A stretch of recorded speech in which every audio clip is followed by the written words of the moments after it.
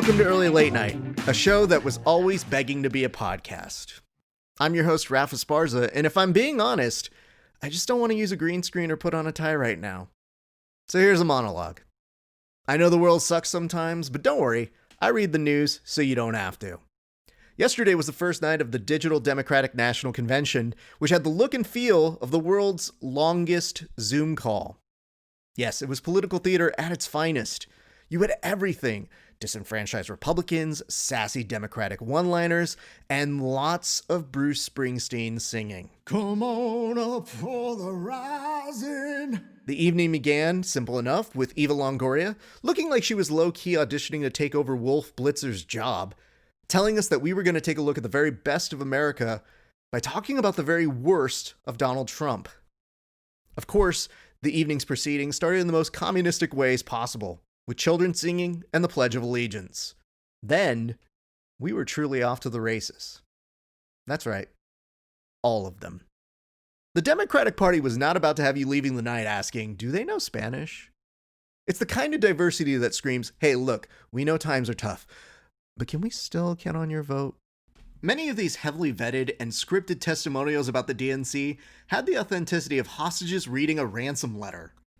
But the diversity didn't end there. The evening also featured a number of testimonials from center and mid-center Democrats alike, all seeming to tell you, y'all, I cannot believe I have to talk about the U.S. Postal Service.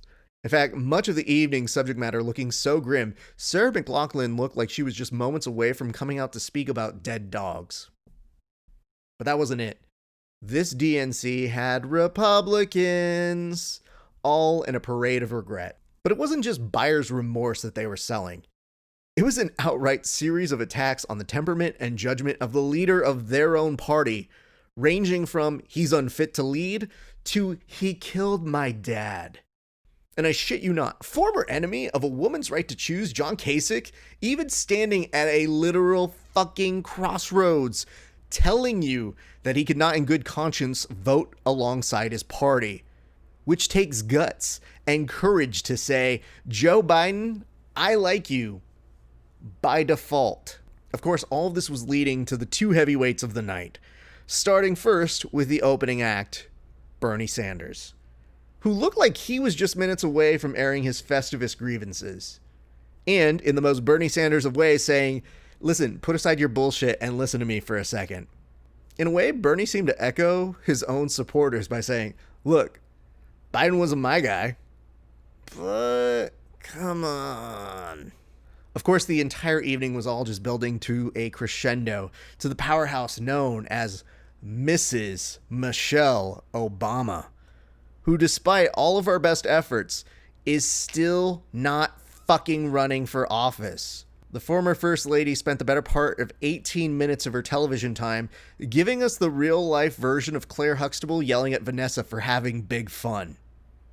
She broke down a series of devastating arguments about Donald Trump, but her attacks weren't just smooth and rhetorically sound. They proved that Mrs. Obama was adept at being the First Lady of shade, as she recited Donald Trump's own callous words about the death toll in the same careless delivery he said about dead Americans. It is what it is, and what it was magnificent. So much so that Donald Trump's pathetic rebuttal this morning tried to call her out for recording her message and that the death toll numbers were off, begging the question, wait, are you mad that she might have underreported the amount of deaths under your watch? But if anybody had a legitimate reason to be mad at the former First Lady, it was Billy Porter, who literally sashayed his way onto your screen only to have the majority of networks cut away from him singing What's Going On with Stephen Stills just because they wanted to gush about how good her speech was. Sorry, Billy. The category is boss bitch, and Mrs. Obama never loses. That about covers yesterday's festivities. Tune back in tomorrow to find out exactly how the Democrats managed to screw things up. Have a great rest of your day. So come on up for the rising.